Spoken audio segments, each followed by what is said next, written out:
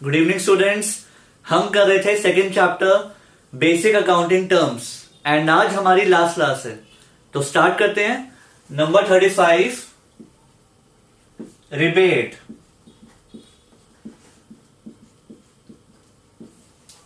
Rebate का मतलब होता है डिस्काउंट। ठीक है, रिबेट का मतलब डिस्काउंट। बट डिस्काउंट तो आपने लास्ट क्लास में भी सीखा था, ट्रेड डिस्काउंट, कैश डिस्काउंट। तो इन तीनों में क्या डिफरेंस है वो सीखना है। सबसे पहले हमने सीखा था ट्रेड डिस्काउंट। ट्रेड डिस्काउंट का क्या मतलब है?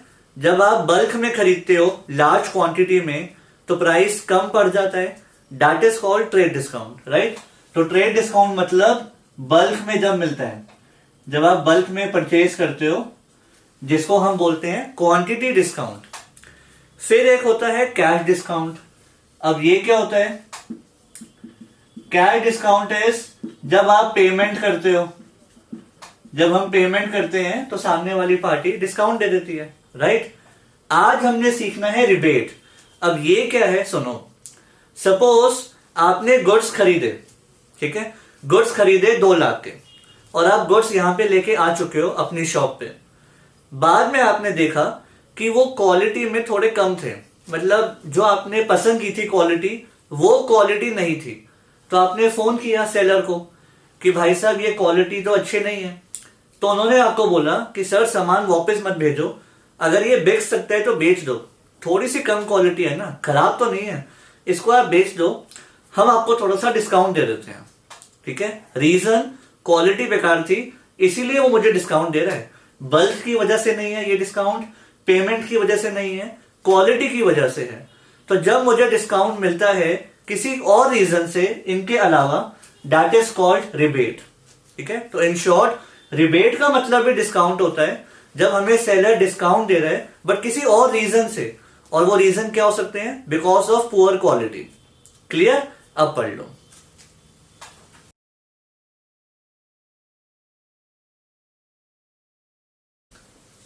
तो अब नेक्स्ट डेफिनेशन करेंगे गाइस। Number 36 proprietor. PROPRIETOR। ये तो आपने पढ़ा हुआ है। प्रोप्राइटर का मतलब क्या होता है? बिजनेसमैन। जैसे अगर आप बिजनेस स्टार्ट करते हो तो आप हो प्रोप्राइटर। और प्रोप्राइटर कौन होता है? जो सारी इन्वेस्टमेंट करता है और जो सारा रिस्क भी लेता है। ठीक है, कैपिटल भी वही लगाता है और सारा रिस्क भी उसका। प्रॉफिट हुआ तो भी उसका, लॉस हुआ तो भी उसका। करेक्ट? तो in short proprietor means businessman, that is person who makes the investment and bears all the risk. Correct? अब पढ़ लो।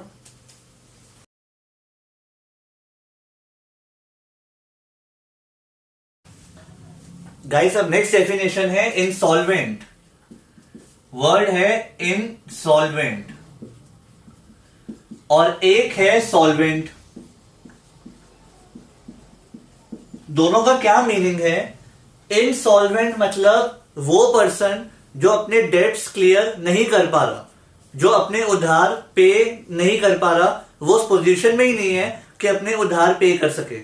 इसका मतलब ये पर्सन डूब चुका है, इसका बिजनेस डूब गया। ठीक है, इनसॉल्वेंट मतलब जब हम अपने उधार पे करने के लायक नहीं हैं। तो सॉल्वेंट क्या होगा? इसका ऑपोजिट।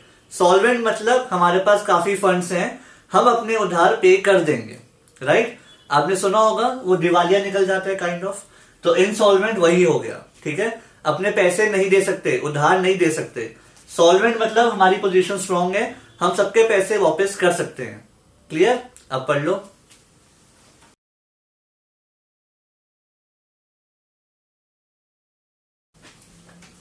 तो नेक्स्ट डेफिनेशन है एंट्री। अब एंट्री का क्या मीनिंग है? जब आप अकाउंट्स में किसी भी ट्रांजैक्शन को रिकॉर्ड करते हो तो अब वो अकाउंटिंग इक्वेशन में रिकॉर्ड नहीं होती। अब कहां रिकॉर्ड होती है? जर्नल में। मैंने आपको बताया भी था मोस्ट इंपॉर्टेंट चैप्टर है जो हम कमिंग मंथ में सीखने वाले हैं। तो किसी भी बात को, किसी भी ट्रांजैक्शन को जब रिकॉर्ड करना है तो वो एंट्री की फॉर्म में रिकॉर्ड होती है, जो हम सीखने वाले हैं। ठीक है, फॉर एग्जाम्पल आपने गुड्स परचेज किए तो उसकी एंट्री होती है।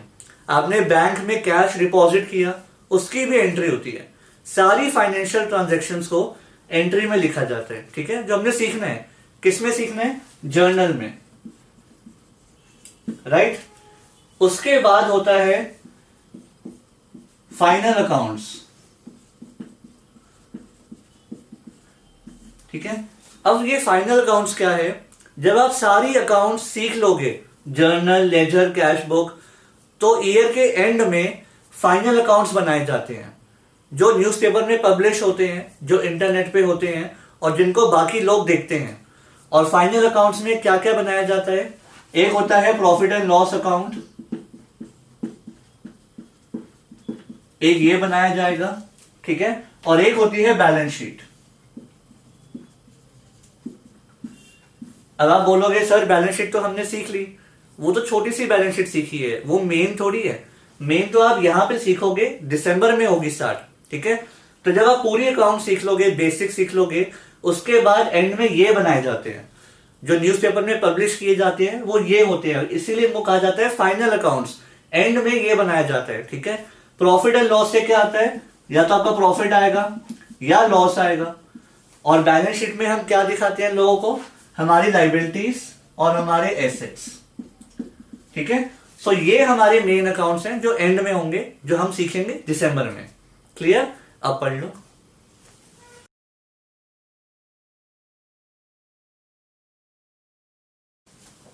गाइस, अब जो हम डेफिनेशन करेंगे वो आज की मोस्ट इंपॉर्टेंट है और इस पूरे चैप्टर की मोस्ट ट्रिकी डेफिनेशन है। ठीक है, बहुत ध्यान से समझना। पॉइंट है deferred revenue expenditure. Deferred revenue expenditure काफी ट्रिकी पॉइंट है, 12th तक बच्चों को तंग करता है ये। अगर आप ध्यान से समझोगे तो समझ में आ जाएगा। ठीक है, तो स्टार्ट करें।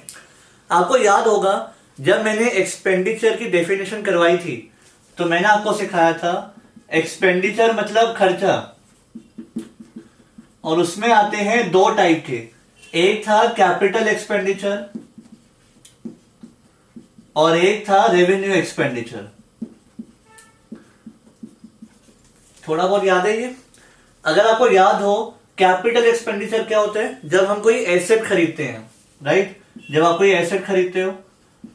और रेवेन्यू एक्सपेंडिचर जब नॉर्मल कोर्स ऑफ बिजनेस में कोई खर्चे होते हैं, नॉर्मल कोर्स ऑफ बिजनेस में जब कोई खर्चे होते हैं। इनके एग्जाम्पल क्या थे?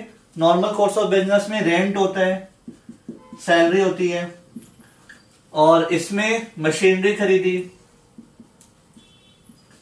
बिल्डिंग खरीदी। ये सब मैं आपको क्यों सिखा रहा हूं? जब आपको इसका बेसिक याद आएगा तभी वो समझ आएगा, तो इसलिए ध्यान से देखो। रेवेन्यू एक्सपेंडिचर का बेनिफिट बस 1 साल के लिए मिलता है। जैसे आपने रेंट पे किया इस साल का, तो उसका बेनिफिट बस इसी साल के लिए मिलेगा, तो इसका बेनिफिट होता है फॉर 1 ईयर। बट अगर आप कैपिटल एक्सपेंडिचर करते हो, अगर आपने एक बार मशीनरी या बिल्डिंग खरीदी, तो उसका बेनिफिट लॉन्ग टाइम के लिए होता है, माइट बी 10 ईयर्स, तो बेनिफिट फॉर मेनी ईयर्स।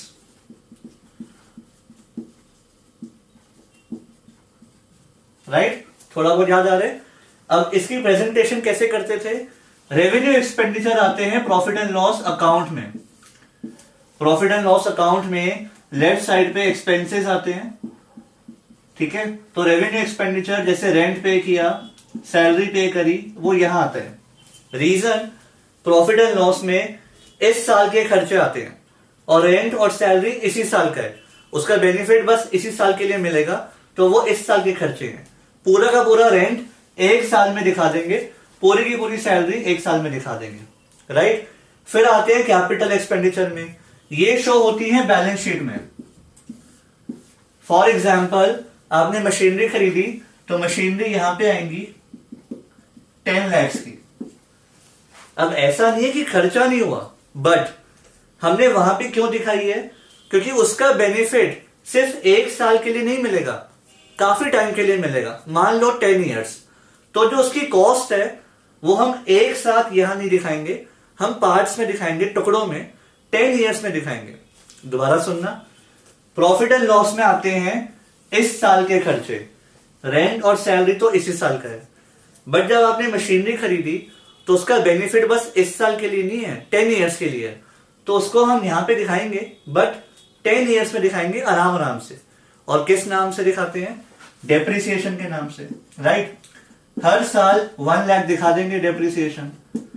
तो ऐसे करते करते 10 ईयर्स में पूरी कॉस्ट यहां पे आ जाएगी, करेक्ट। अब आते हैं डेफर्ड रेवेन्यू एक्सपेंडिचर पे। इसका क्या मीनिंग है वो सुनो। डेफर्ड रेवेन्यू एक्सपेंडिचर मतलब ऐसा खर्चा जो ना रेवेन्यू है और ना कैपिटल है। अलग से आ गई एक डेफिनेशन, डेफर्ड रेवेन्यू एक्सपेंडिचर। अब इसमें क्या होता है, आपने कोई खर्चा किया, कोई बड़ा सा खर्चा किया, मान लो एडवर्टाइजमेंट एक्सपेंस किया। बहुत ध्यान से सुनना। सपोज आपका मान्यवर है, मान्यवर ब्रांड है आपका, तो आपने विराट कोहली से एडवर्टाइजमेंट करवाई और आपके बोर्डिंग्स लगे, बड़े बड़े बैनर्स लगे, और विराट कोहली आपसे 1 करोड़ ले गया, 50 लाख या 1 करोड़ ले गया, ठीक है। काफी बड़ा खर्चा हो गया एक साथ। तो हुआ क्या, इस पूरे के पूरे खर्चे को, 1 करोड़ को एक साथ तो मैं यहां पे दिखा नहीं सकता एडवर्टाइजमेंट के नाम से। रीजन क्या, इसका बेनिफिट मुझे बस 1 साल के लिए मिलेगा। पॉइंट क्या है, जो आपने एडवर्टाइजमेंट करवाई जिससे कल को आपकी सेल बढ़ने के चांसेस हैं, क्या उसका बेनिफिट बस 1 साल के लिए मिलेगा? ऐसा तो है नहीं। उसका बेनिफिट तो 10-15 ईयर्स के लिए, 5 ईयर्स 10 ईयर्स के लिए मिलेगा, लॉन्ग टाइम के लिए। तो वो रेवेन्यू एक्सपेंडिचर तो हुआ नहीं, तो इसलिए वो एक साथ यहां तो दिखाऊंगा नहीं, राइट। एडवर्टाइजमेंट को हम दिखाते हैं इधर, एडवर्टाइजमेंट एक्सपेंडिचर को दिखाते हैं इधर। सपोज 50 लाख है, सपोज वो आता है इधर, और उसको एक साथ पूरी कॉस्ट को यहां नहीं दिखाते।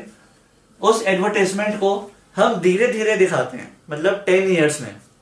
जैसे मशीनरी की कॉस्ट को 10 ईयर्स में बांटते हो, वैसे एडवर्टाइजमेंट को मान लो हम 10 ईयर्स में राइट ऑफ करने वाले हैं।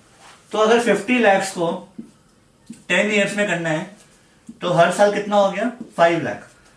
तो होता क्या है, हम हर साल 5 लाख राइट ऑफ करेंगे और 5 लाख के खर्चे को यहां पे दिखाएंगे एडवर्टाइजमेंट एक्सपेंडिचर रिटर्न ऑफ, इस नाम से।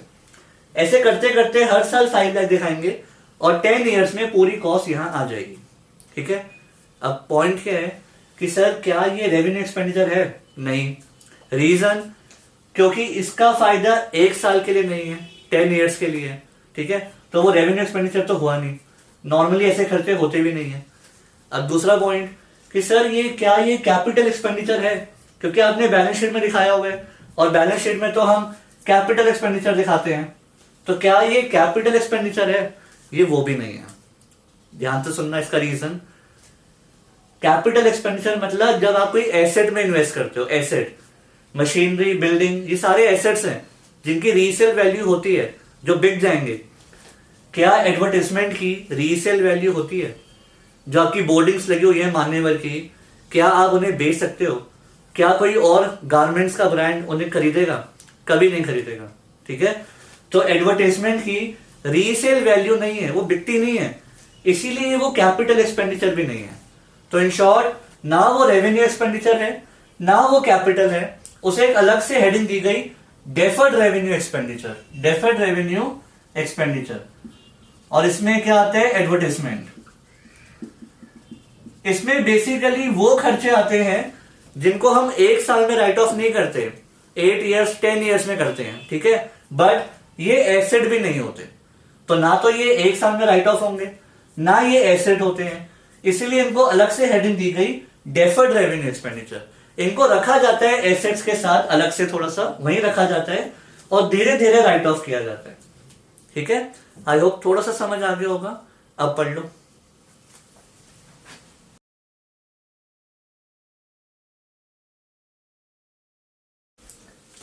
सो स्टूडेंट्स, अब नेक्स्ट डेफिनेशन है फिक्टिशियस एसेट्स। फिक्टिशियस एसेट्स, ये भी थोड़ा ध्यान से समझना, इंपॉर्टेंट है। देखो, जब हम एसेट्स पढ़ रहे थे तो हमने सीखा था, एक होते हैं tangible assets, tangible assets, which can be touched and seen, जिसको देख सकते हैं, छू सकते हैं। For example building, machinery, right. एक थे intangible assets. Intangible assets which can not be touched and seen, जिसको देख नहीं सकते, छू नहीं सकते। गुडविल, पेटेंट, थोड़ा याद आ रहा होगा। ये दोनों थे फिक्स एसेट्स के पार्ट, राइट। फिर एक हमने सीखा था करंट एसेट्स। करंट एसेट्स मतलब जो 12 मंथ्स के अंदर कैश में कन्वर्ट हो जाएंगे। ये होते हैं नॉन करंट, ये होते हैं करंट, जो 12 मंथ्स के अंदर कैश में कन्वर्ट हो जाएंगे। For example debtors, stock, clear. अब ये सारे एसेट्स आपको कहां पे दिखेंगे? बैलेंस शीट में। यहां देखो, सपोज आपने बैलेंस शीट बनाई, तो एसेट साइड पे आपको बिल्डिंग भी दिखेगी, बिल्डिंग आ गई,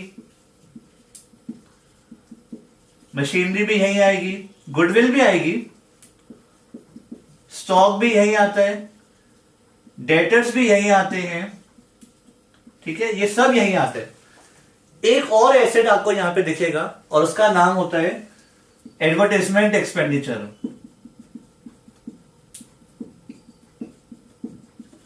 एसेट्स के अंदर आपको एक ये भी दिखेगा जो अभी हमने सीखा।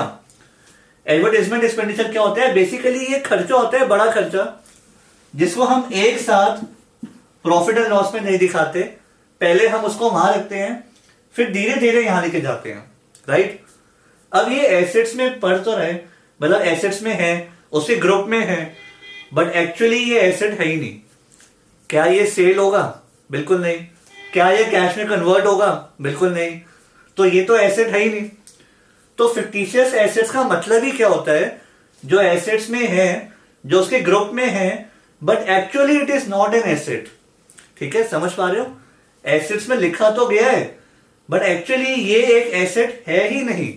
ये तो फिक्टिशियस है, ऐसे ही यहां लिखा हुआ है, बट बिकेगा नहीं। ठीक है, इसका सबसे बड़ा एग्जाम्पल है एडवर्टाइजमेंट एक्सपेंडिचर। बेसिकली ये एक खर्चे होते हैं जो धीरे धीरे राइट ऑफ करने होते हैं। अब आप बोलोगे सर ये तो डेफर्ड रेवेन्यू एक्सपेंडिचर में सिखाया था, तो यही तो फिक्टिशियस एसेट भी होता है। इन शॉर्ट, जो भी डेफर्ड रेवेन्यू एक्सपेंडिचर है हमारा, वो जिसको यहां रखा गया है, वो हमारा फिक्टिशियस एसेट भी है। अभी मैं इसके एक दो एग्जाम्पल और सिखाऊंगा आगे जाके। ठीक है, तो जो डेफर्ड रेवेन्यू एक्सपेंडिचर है, बड़ा खर्चा जिसको धीरे धीरे राइट ऑफ करना है, वही हमारा फिक्टिशियस एसेट है।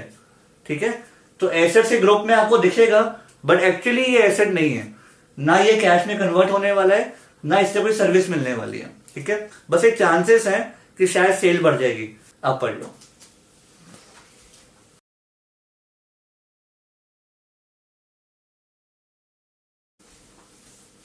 गाइस, वैसे अब हमारी बुक से मेन डेफिनेशन तो हो चुकी हैं। मैं आपको कुछ एक्स्ट्रा डेफिनेशन करवा रहा हूं जस्ट फॉर योर नॉलेज। सबसे पहले मर्चेंडाइज। मर्चेंडाइज का मतलब क्या होता है? Goods, goods for resale. ठीक है, जिसका हमारा काम होता है, that is also called merchandise. ठीक है, नेक्स्ट टर्नओवर। टर्नओवर को हम बोलते हैं सेल्स। टर्नओवर मतलब हमारी सेल्स। उसके बाद इन्वेस्टमेंट। इन्वेस्टमेंट मतलब जब आपके पास एक्स्ट्रा फंड्स होते हैं, पैसे होते हैं, तब आप शेयर्स या डिवेंचर्स में इन्वेस्ट कर देते हो किसी कंपनी में। जैसे हमने रिलायंस के शेयर्स खरीद लिए ताकि उससे भी कुछ कमा लें, रिटर्न आए। ठीक है, तो इन्वेस्टमेंट मतलब शेयर्स या डिवेंचर्स में इन्वेस्ट करना। कभी कभी हम प्रॉपर्टी में भी इन्वेस्ट करते हैं, डिपेंड करता है। ठीक है, उसके बाद last life stock. Life stock मतलब जब आप कोई डोमेस्टिक एनिमल्स ले लेते हो, जैसे कि हॉर्स।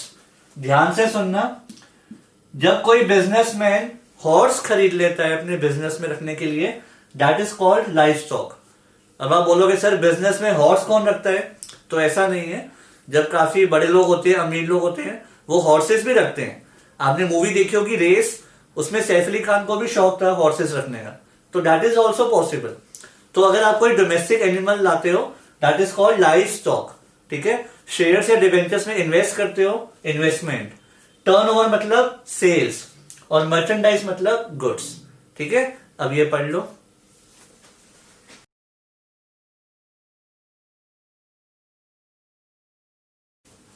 सो गाइस, अब हमारा थ्योरी पार्ट फिनिश। अब हम इसका प्रैक्टिकल पार्ट करेंगे। बेसिकली अब देखेंगे कि आपने क्या सीखा है। तो आप लोग लिखिए example number 1, classify the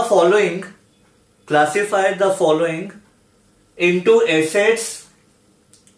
assets comma liabilities comma expense and revenue. Basically आपको ये बताना है कि ये आइटम्स में से कौन सा एसेट है, कौन सा लाइबिलिटी है, कौन सा एक्सपेंस एंड क्या रेवेन्यू, ठीक है। इन चारों में से आपको आइडेंटिफाई करना है। अब फर्स्ट पॉइंट लिखिए सेल्स। अभी आंसर मत लिखना, अभी सिर्फ पॉइंट्स लिखो। First sales, second bank balance, number 3 debtors, number 4 bank overdraft,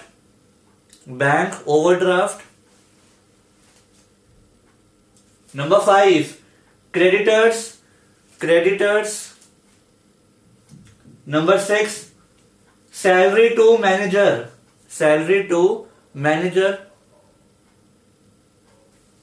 number 7 discount to debtors, number 8 cost of goods sold, ठीक है। बेसिकली इन पॉइंट्स में आपको यह बताना है कि सेल्स इन चारों में से क्या है, एसेट, लाइबिलिटी, एक्सपेंस या रेवेन्यू। बाकी अदर्स के लिए भी ऐसे करना है, ठीक है। तो पहले आप ट्राई करो, वीडियो को पॉज कर लो, पहले आप पूरा ट्राई कर लो, उसके बाद हम टैली करेंगे। सो स्टूडेंट्स अब टैली करते हैं। सेल्स क्या होता है? सेल्स आती है रेवेन्यू में। सेल्स मतलब हमारी income, right. Bank balance asset, कभी भी कैश निकाल लो। डेटर्स एसेट, कैश में कन्वर्ट हो जाएगा। बैंक ओवरड्राफ्ट, मार्क करो, वेरी इंपॉर्टेंट। मैंने आपको बताया था बैंक ओवरड्राफ्ट क्या होता है। सपोज आपके अकाउंट में 2 लाख हैं और आपने किसी को चेक दे दिया 3 लाख का। देखो वैसे तो ये चेक बाउंस हो जाएगा। अगर आपके पास 2 लाख हैं और आप 3 लाख का चेक दे देते हो तो वो बाउंस हो जाएगा क्योंकि पैसे ही नहीं है। बट बिजनेसमैन को ये फैसिलिटी मिलती है कि आपका चेक बाउंस नहीं होगा। अगर आप ज्यादा अमाउंट का भी चेक दोगे तो क्लियर हो जाएगा। एक्स्ट्रा पैसे कौन देगा? बैंक। 2 लाख तो आपके अकाउंट में है, 1 लाख कौन देगा? बैंक। बेसिकली आपने बैंक से लोन ले लिया, इससे क्या बोलते हैं? Bank overdraft. जब आपका अकाउंट ओवरड्राफ्ट हो जाता है मतलब नेगेटिव हो जाता है, ठीक है। सो बेसिकली ये आता है लाइबिलिटी में। It's a kind of loan, right. Creditors ये भी आते हैं लाइबिलिटी में, पैसे वापस करने हैं। सैलरी टू मैनेजर, अगर आप सैलरी दे रहे हो भले ही मैनेजर को या एम्प्लॉयज को, वो तो एक्सपेंस है, राइट। इसके बाद डिस्काउंट टू डेटर्स। डेटर से आपने 1 लाख लेने थे सपोज, और आपने उनको 5,000 का डिस्काउंट दे दिया कि चलो कोई बात नहीं कम दे दो, तो आपका नुकसान है। तो बेसिकली ये आ जाएगा एक्सपेंस में, ठीक है। जब डिस्काउंट मिलता है तो इनकम, डिस्काउंट दे रहे हैं तो नुकसान, right. Next cost of goods sold, जो गुड्स बेचे उनकी कॉस्ट, खर्चा है हमारे लिए, फिर से एक्सपेंस, ठीक है। आई होप थोड़ा सा क्लियर हो गया होगा। अब आप लिख लो, कोई भी डाउट आएगा तो आप मुझे व्हाट्सएप कर देना। तो अब करेंगे एग्जाम्पल नंबर 2। आप लोग लिखिए classify the following as current assets and non current assets, current and non current, मतलब जो 12 मंथ्स में कैश में कन्वर्ट हो जाते हैं दैट इज करंट एसेट्स, और जो 1 ईयर से ज्यादा टाइम लेते हैं, जो लॉन्ग टर्म के लिए हम लेते हैं, that is non current assets, जो 1 साल में कैश में कन्वर्ट नहीं होते, 5-10 साल में होते हैं, राइट। तो आपको ये बताना है। First point, land and building, land and building. Second, bank balance, bank balance. Third, trademark, trademark. Fourth, bill receivable, bill receivable. Fifth, goodwill, goodwill. Sixth, debtors, debtors. ठीक है, तो आपको इनको क्लासिफाई करना है करंट एंड नॉन करंट में। पहले आप ट्राई करो, उसके बाद टैली करना, तब तक वीडियो पॉज कर दो। तो अब टैली करते हैं। सबसे पहले लैंड एंड बिल्डिंग है नॉन करंट, क्योंकि इसको हम 1 ईयर में कैश में कन्वर्ट नहीं करते। एक बार लैंड एंड बिल्डिंग ले ली तो 10-20 ईयर्स तक चलती है, right. Bank balance current asset, bank से हम कभी भी कैश निकाल सकते हैं, विद इन अ वीक निकालो, विद इन अ डे निकालो, कभी भी निकाल लो, राइट। ट्रेडमार्क, ये है नॉन करंट, ऑल्दो ये इनटैंजिबल है बट ये नॉन करंट में ही आता है। क्या आप ट्रेडमार्क अपना हर साल कैश में कन्वर्ट करवाते हो? आप तो अपना लोगो वंस अ वाइल बेचोगे, राइट। बिल रिसीवेबल, ये है करंट, किसी पार्टी से अगर पैसे लेने हैं तो 3 मंथ्स में ले लेंगे।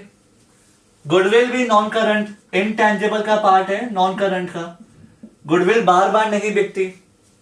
डेटर्स करंट, इससे भी हम 3 to 6 मंथ्स में पैसे ले लेते हैं। क्लियर? अब लिख लो। अब लिखेंगे example number 3। Classify the following, classify the following as current assets, current assets जो 12 मंथ्स में कैश में कन्वर्ट हो जाएंगे, कॉमा टेंजिबल एसेट्स जिनको टच कर सकते हैं, एंड इनटेंजिबल एसेट्स जिनको देख नहीं सकते, टच नहीं कर सकते। ठीक है, तो आपको बताना है इनमें से कौन से करंट एसेट्स हैं, कौन से टेंजिबल हैं और कौन से इनटेंजिबल हैं। ठीक है, फर्स्ट पॉइंट लैंड, फर्स्ट है land. Second point stock, third goodwill, fourth furniture, fifth debtors, debtors, sixth patent, seventh cash, eighth machinery, machinery, ninth trademark, trademark, और 10th bill receivable, bill receivable. ठीक है, आपको इन तीनों में आइडेंटिफाई करना है current assets, tangible, intangible. पहले आप ट्राई करो, उसके बाद टैली करना।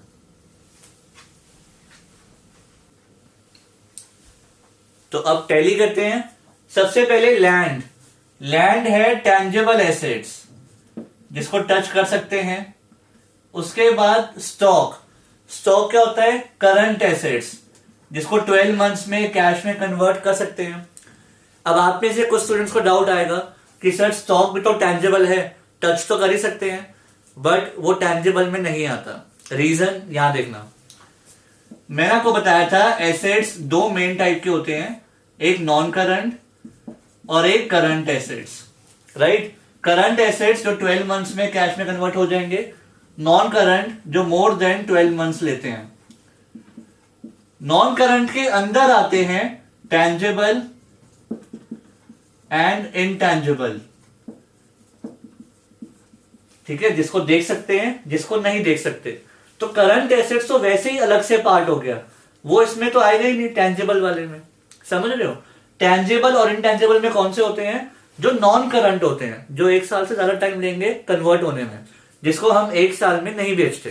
क्लियर? तो स्टॉक को तो करंट एसेट में काउंट करते हैं, जो 12 मंथ्स के अंदर कैश में कन्वर्ट हो जाता है। वो यहां थोड़ी आएगा, यहां तो नॉन करंट एसेट्स आते हैं। फर्क समझ पा रहे हो? उसके बाद गुडविल। गुडविल क्या होते हैं? इनटेंजिबल एसेट्स,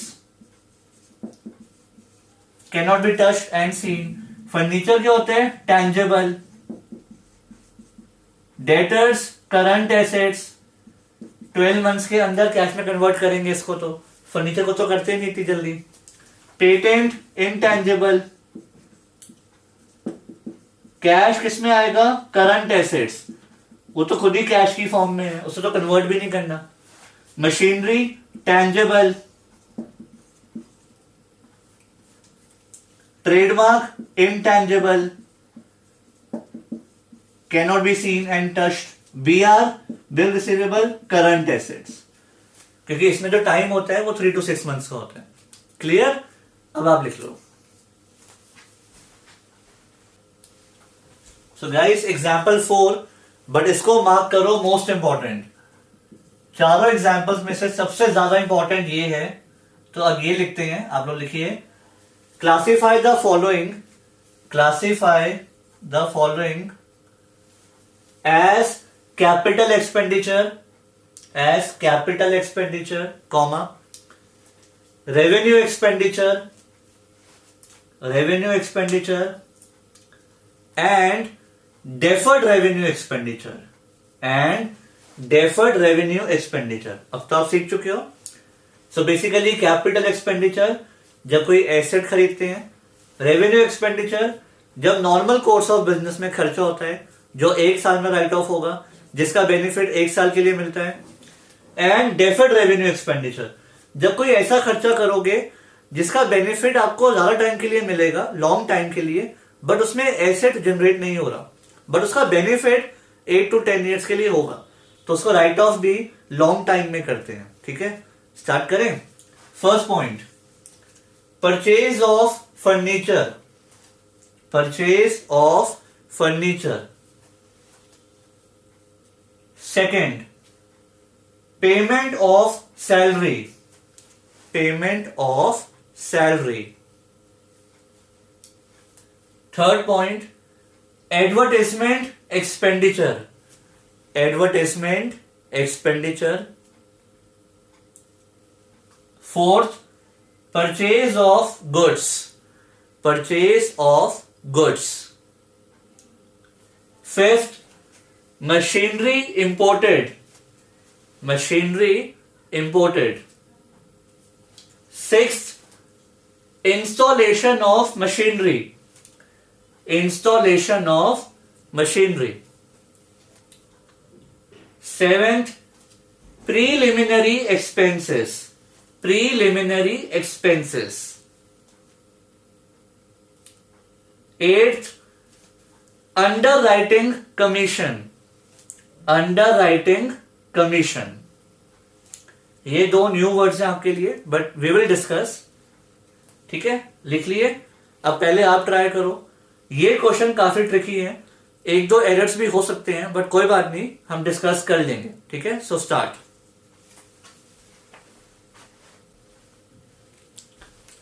तो अब इसके आंसर डिस्कस करते हैं। परचेज ऑफ फर्नीचर, ये तो इजी है, कैपिटल एक्सपेंडिचर, इसमें तो एसेट जनरेट हो रहे हैं, right. Payment of salary normal course of business में होता है, रेवेन्यू एक्सपेंडिचर। एडवर्टाइजमेंट एक्सपेंडिचर, अब तो आपको पता है ये बड़ा खर्चा होता है और 5 to 10 ईयर्स में राइट ऑफ होता है। इसका बेनिफिट 1 साल के लिए नहीं मिलेगा, ज्यादा टाइम के लिए मिलेगा, तो इसलिए डेफर्ड रेवेन्यू। ना तो ये रेवेन्यू एक्सपेंडिचर है ना कैपिटल। रेवेन्यू क्यों नहीं है? क्योंकि 1 साल के लिए नहीं मिलेगा बेनिफिट। कैपिटल क्यों नहीं है? क्योंकि ये एसेट नहीं है जो कैश में कन्वर्ट हो जाए। करेक्ट। आगे, purchase of goods normal course of business, revenue expenditure. Machinery imported, आपने जर्मनी से एक मशीनरी मंगवाई है, तो एसेट ही, कैपिटल एक्सपेंडिचर। अब ये तीनों बहुत इंपॉर्टेंट है। इंस्टॉलेशन ऑफ मशीनरी, मशीनरी को इंस्टॉल करवाना, सेटअप करवाना। आपको लग रहा होगा कि सर छोटा मोटा खर्चा है, रेवेन्यू में डाल दो, बट ऐसा नहीं होता। इंस्टॉलेशन कहां जाती है? मशीनरी में ऐड होती है, याद है? Installation charges are added to the cost of asset. तो जब वो एसेट में ऐड होता है तो वो कैपिटल एक्सपेंडिचर ही रहेगा, क्योंकि उसका बेनिफिट लॉन्ग टाइम के लिए मिलेगा और वो एसेट जनरेट हो रहा है बेसिकली। तो जब इसको एसेट में ऐड करते हैं तो ये कैपिटल एक्सपेंडिचर में ही काउंट होगा, ठीक है? तो जैसे मशीनरी वैसे ही उसका installation charges, capital expenditure. Clear? Next, preliminary expenses. सबसे पहले तो सर इसका मतलब बताओ, बाकी तो बात की बात है। प्रीलिमिनरी एक्सपेंसेस क्या होते हैं? जब आप कोई बिजनेस स्टार्ट करते हो तो स्टार्टिंग में जो खर्चे होते हैं, बिजनेस को सेटअप करने के, कंपनी को सेटअप करने के लिए जो खर्चे होते हैं, that is called preliminary expenses. दोबारा सुनो, जब आप कोई कंपनी स्टार्ट करते हो तो उसके स्टार्ट होने से पहले के जो खर्चे होते हैं, जैसे लीगल चार्जेस, ये चार्जेस, वो चार्जेस, कंपनी स्टार्ट होने से पहले जितने भी खर्चे हुए, that is called preliminary expenses. ठीक है? अब ना तो ये रेवेन्यू है ना ये कैपिटल है। कैपिटल तो हो नहीं सकता क्योंकि एसेट तो जनरेट हो नहीं रहा, रेवेन्यू भी नहीं है क्योंकि ये ऐसे खर्चे नहीं है जो रोज रोज होते हैं, और इसका बेनिफिट हमें एक साल के लिए नहीं मिलेगा, काफी टाइम के लिए मिलेगा। तो इसको रखा गया है डेफर्ड रेवेन्यू में।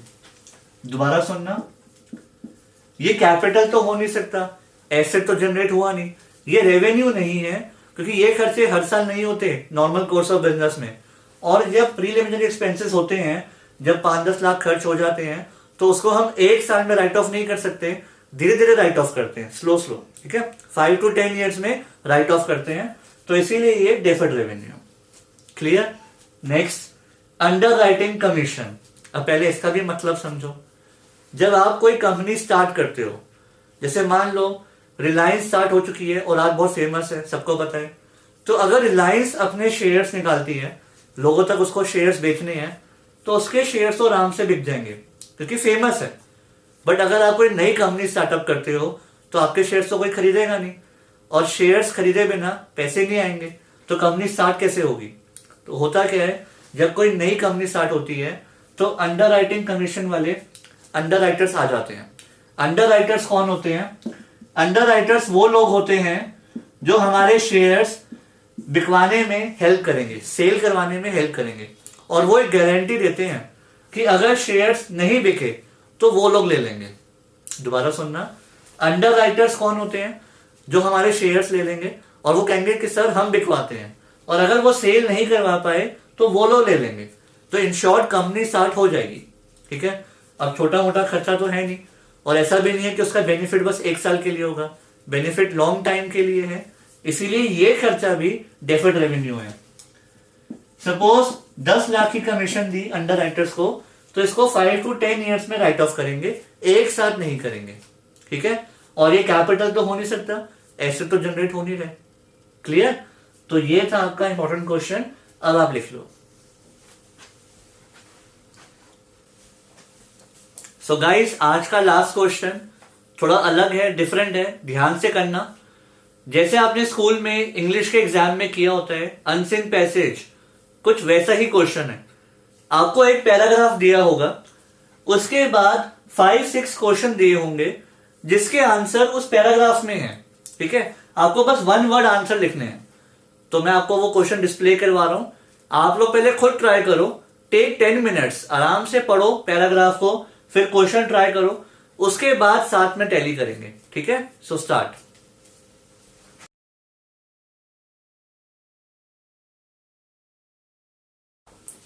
तो अब टैली करते हैं। Mister Sunrise started a business for buying and selling of stationery with ₹5 lakhs as an initial investment. तो जो हमारा काम है वो स्टेशनरी का है, तो स्टेशनरी हमारे लिए क्या हो गई? Goods, right? और हमने स्टार्टिंग में लगाया कितना इन्वेस्टमेंट में? 5 lakhs। फर्स्ट क्वेश्चन देखो क्या लिखा है, what is the amount of capital with which Sunrise started business. तो कितनी कैपिटल हो गई? 5 लाख। तो इन शॉर्ट इसके आंसर्स पैराग्राफ में ही मिलेंगे आपको कुछ ज्यादा हार्डवर्क नहीं करना। Second question, what are the fixed assets he bought. आगे बढ़ते हैं। सेकेंड लाइन में लिखा हुआ है of which he paid 1 lakh for furniture, 2 lakh for buying stationery items. अब आपको डाउट ये आएगा कि सर फिक्स एसेट्स में कौन कौन से आएंगे? फिक्स एसेट्स में बस फर्नीचर आएगा। क्यों? स्टेशनरी तो हमारे गुड्स हैं, वो तो करंट एसेट है, उसको तो आज खरीदा कल बेच देंगे। फिक्स एसेट्स मतलब जो लॉन्ग पर्पस के लिए यूज करेंगे, फर्नीचर। ठीक है, तो फिक्स एसेट्स में आ गया फर्नीचर, और कितने का है वो? 1 लाख का। Next question, what is the value of goods purchase? Total हमने गुड्स कितने के खरीदे? अगर आप पैराग्राफ पढ़ चुके हो पूरा, तो एक तो सेकेंड लाइन में लिखा हुआ है 2 लाख के गुड्स खरीदे, स्टेशनरी आइटम्स। एक आगे भी लिखा हुआ है, आगे हमने और गुड्स खरीदे थे मिस्टर पीस से। देखो लिखा हुआ है subsequently he bought stationery items of 150 from mister Peace. ये भी तो खरीदे, तो टोटल गुड्स कितने के खरीदे? 2 लाख प्लस 150, राइट। उन्होंने ये थोड़ी बोला है कि कैश पे खरीदे या उधार पे। चाहे आपने कैश पे खरीदे या उधार पे, गुड्स तो आ गए ना, तो टोटल गुड्स हो गए 350। Clear? Next, who is the creditor and state the amount payable? आपने गुड्स उधार पे किससे खरीदे? मिस्टर पीस से, तो क्रेडिटर हो गया मिस्टर पीस, और अमाउंट कितना पेबल है उसको? 150। ठीक है, next, what are the expenses? खर्चे कितने हुए? आपको लग रहा होगा कि जो 5000 की सैलरीज दी हैं वो खर्चे हैं, बट वो खर्चे नहीं है, एक्सपेंसेस और भी हैं। अगर आप एक्सपेंसेस की डेफिनेशन देखो ना, तो एक्सपेंसेस मतलब सारे रेवेन्यू एक्सपेंडिचर, जिसमें सारे खर्चे आ जाएंगे, उसमें कॉस्ट ऑफ गुड्स भी होती है। तो 5000 के तो खर्चे ये हो गए जो सैलरी पे करी, और जो गुड्स खरीदे 350, वो भी एक्सपेंसेस का पार्ट है। तो इसको मार्क करो इंपॉर्टेंट, यहीं पे गलती होती है एक्सपेंसेस में। 5 की तो सैलरी हो गई, प्लस जो गुड्स खरीदे वो भी एक्सपेंस है। टोटल एक्सपेंस कितना हो गया? 355। Clear? Next, what is the gain he earned? Gain क्या होता है? जब कोई इरेगुलर एक्टिविटी होती है, non recurring in nature, right. अब गेन क्या हुआ? जब आपने कोई एसेट बेचा हो। देखो लास्ट में लिखा हुआ है part of furniture which cost 40,000 was sold for 45। तो आपने एसेट बेचा 5000 के प्रॉफिट पे, और जब आप कोई एसेट बेचते हो irregular activity, that is called gain. तो गेन कितना हो गया? 5000। क्लियर? गुड्स जब बेचते हैं प्रॉफिट पे, उसको गेन नहीं बोलते, एसेट बेचते हैं वो गेन होते हैं। Next, what is the loss he incurred? हमें लॉस कहां पे हुआ? देखो लिखा हुआ है जहां पे फायर एक्सीडेंट हुआ था, एंड कितना लॉस हुआ? 30,000 का लॉस, जहां पे स्टेशनरी हमारी जल गई। Clear? Next, who is the debtor? आपने उधार में किसको बेचे? बीच में लिखा हुआ है पैराग्राफ में, he sold some stationery 150 for cash and some other stationery 1 lakh on credit to mister Ravi. तो हमने उधार पे बेचे मिस्टर रवि को, और कितने रुपीस लेने हैं उससे? 1 लाख। ठीक है, तो उधार पे बेचा मिस्टर रवि को एंड 1 लाख लेने हैं, right. Next, last question, what is the total amount of expenses and losses? इसमें आप total of expense and total of loss को साथ में ले लो। कितना हो गया? 355 प्लस 30, 385। तो टोटल एक्सपेंस एंड लॉस आ गए 385। क्लियर? ऐसे क्वेश्चन आपको आएंगे 3 to 4 मार्क्स में, अगर आए तो एक क्वेश्चन तो ये कर लो, फिर ऐसा ही एक क्वेश्चन मैं आपको होमवर्क में भी दूंगा, वो भी ट्राई कर लेना। अब लिख लो।